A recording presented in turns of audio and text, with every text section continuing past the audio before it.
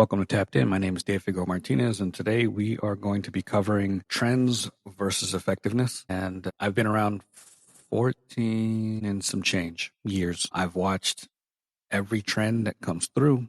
I've been able to catch some of them, like they interest me, they fit in my game, I added them. I have watched random things come and go.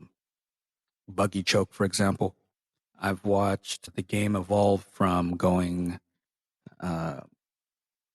waist up heavy to then a lot of leg attacks, a lot of leg entanglements.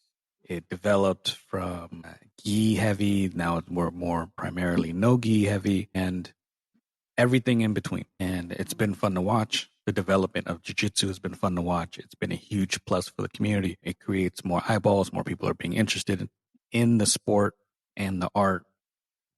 But I think that with all the distractions that we have, whether it's reels on Instagram, YouTube, whatever it might be, sometimes we get caught up in like the flash, or we get caught up in what's popular, that we think the popular is what's most effective.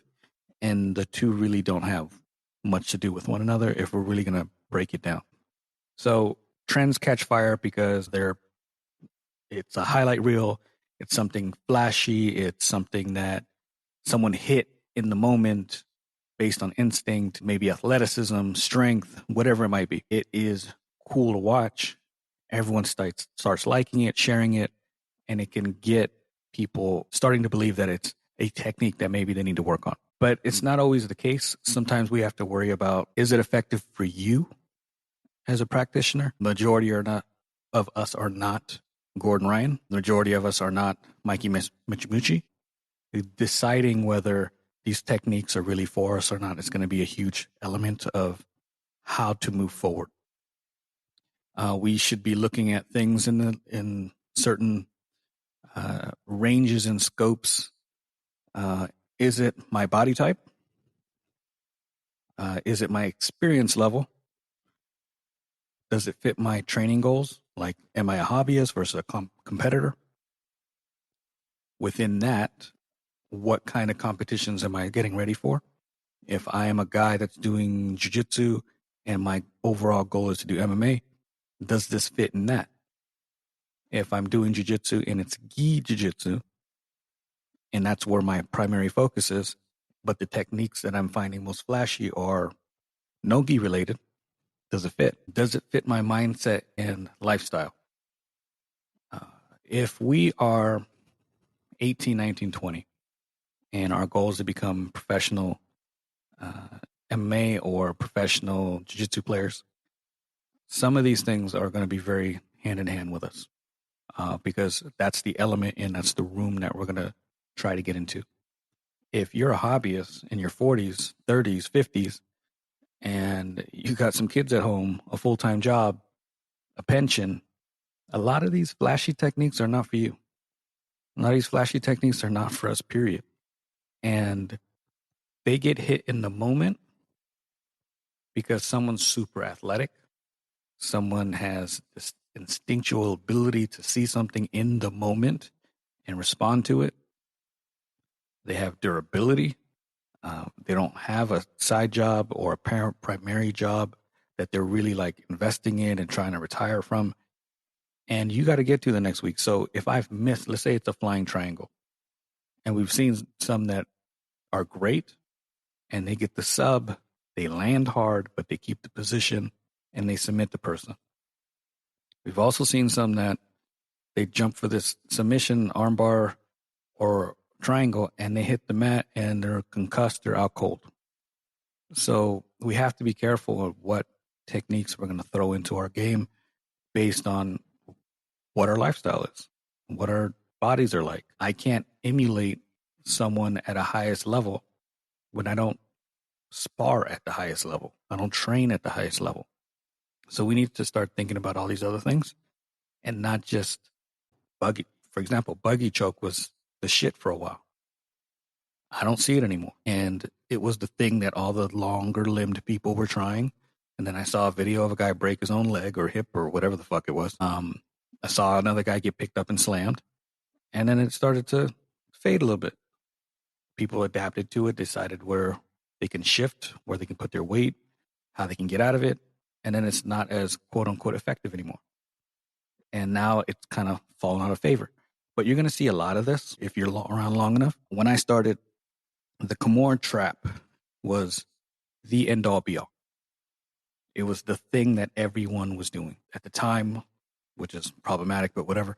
Lloyd Irvin's team was huge on this. It was just everyone was kind of doing it. And the reason was because the arms are always in play. Someone always wants to grab you. Someone always wants to frame against you. And either of those will lead to Kimura traps. It doesn't matter what position we're in. It is highly flexible, adaptive, and it's just constantly in play. And it was the thing that everyone was doing.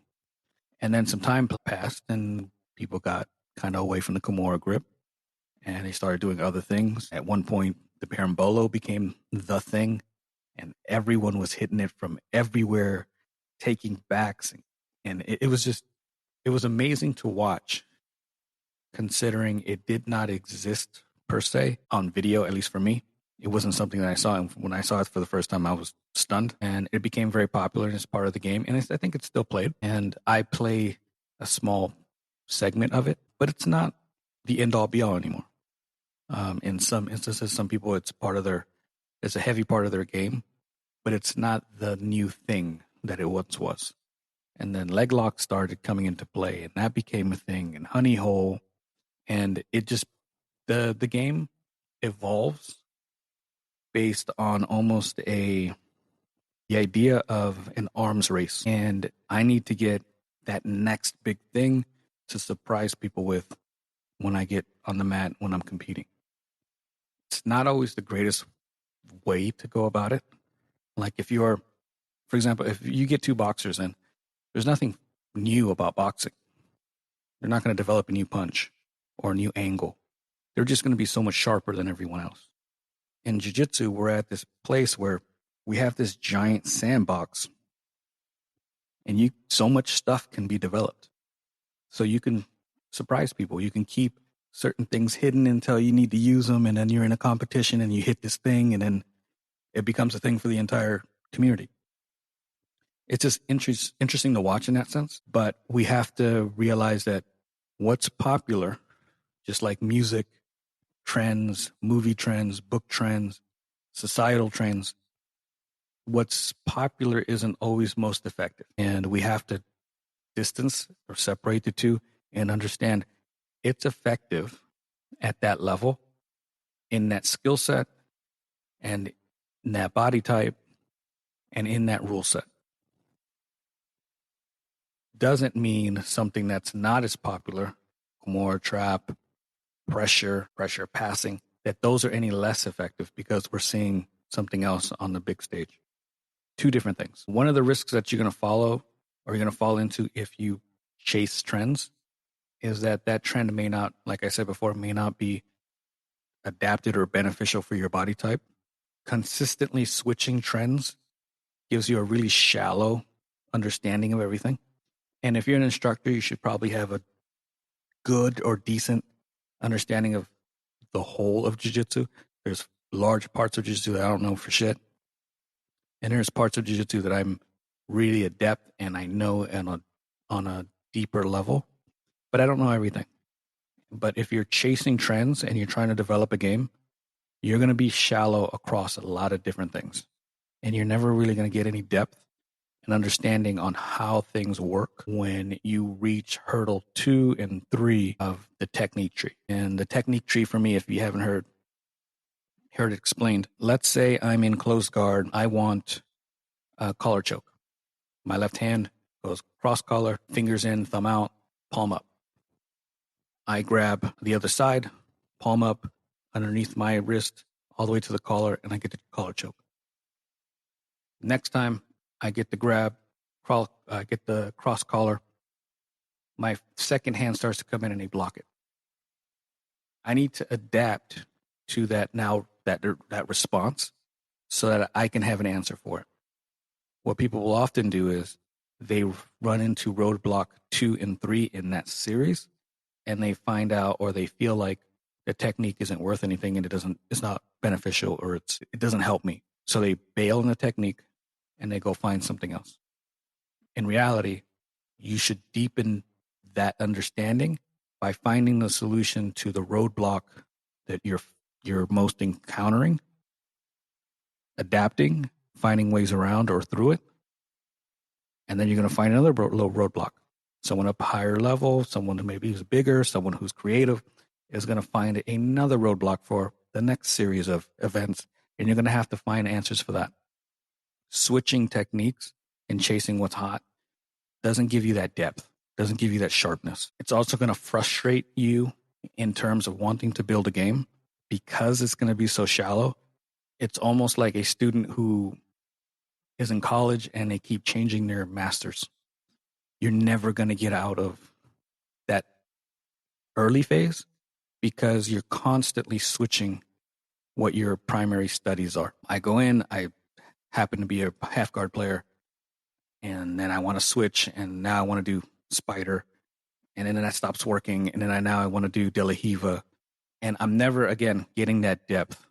You really have to commit to the position or the technique or the sweep or the series that you want to get really good at and block out some of the noise.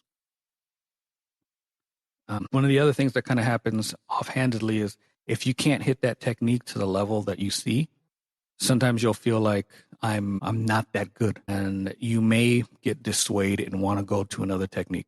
If this technique that's popular fits your game and what you're already trying to do, I say add it, but give it time to mature, give it time to develop, and go down that rabbit hole and that technique tree and start developing counters to the things you're going to be seeing.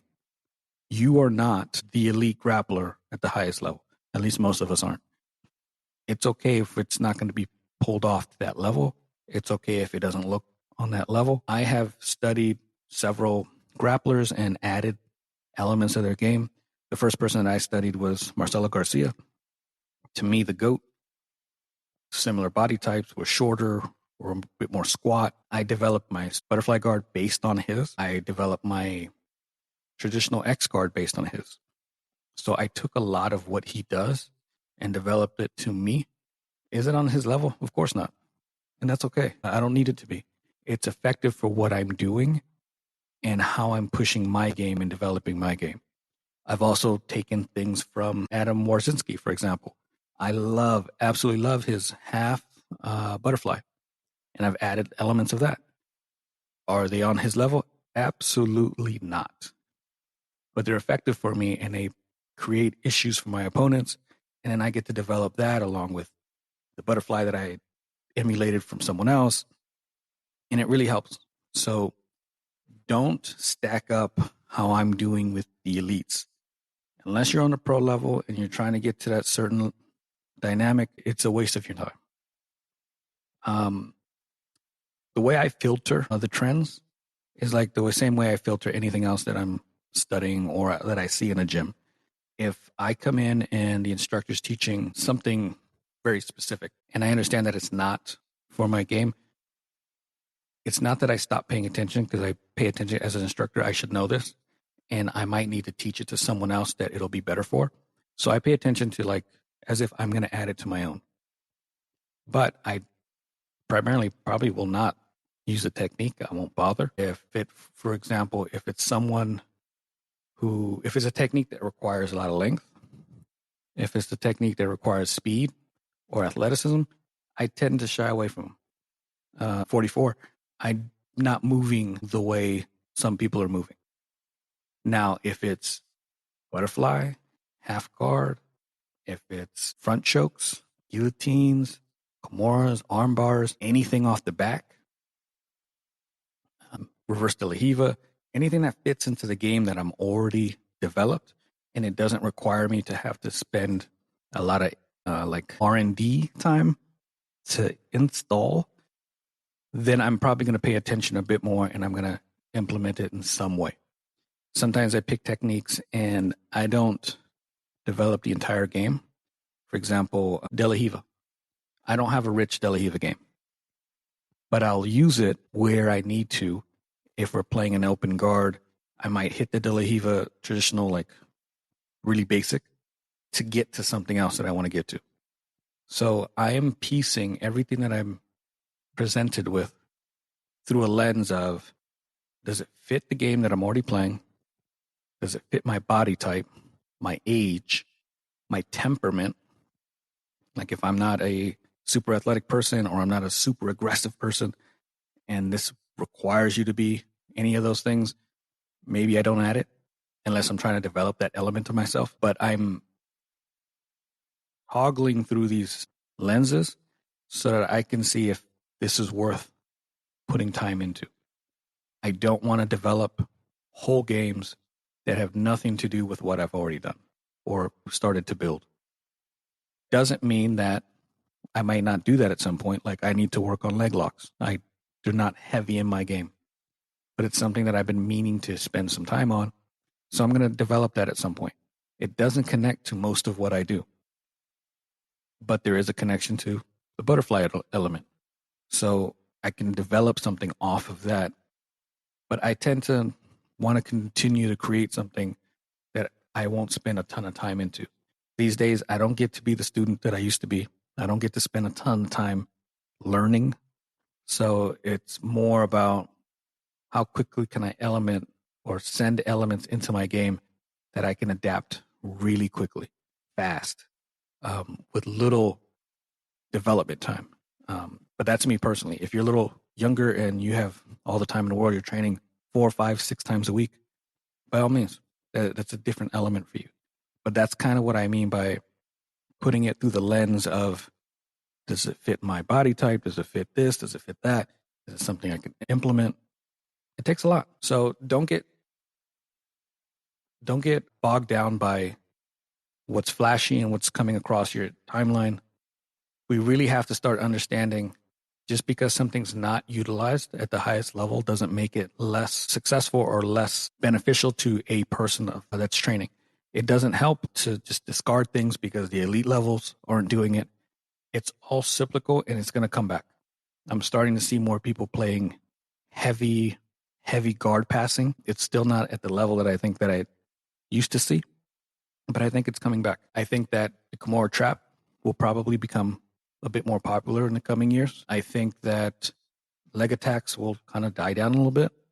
They'll still be there. They're going to be part of the game just like anything else, but they won't be utilized as often because my opinion, more people are being defensive about it and being able to counter it. So then now you have to develop, just like anything that's a trend, something else to counter the counter, and we start attacking some other type of the limb, or maybe we start attacking more top half or whatever it might be. But don't get bogged down by what's trending. It doesn't help you. It can, but it doesn't prove effectiveness. Learn the fundamentals, learn what's best for your game, and spend time doing that. If you have any questions, please hit me up. I would love to answer questions. DFM.2099 on Instagram and Threads. If you want to work with me, workshops, seminars, private lessons, DFMcoaching.com or through my IMs. Any questions, again, hit me up. I would love to hear from you guys. Thank you so much.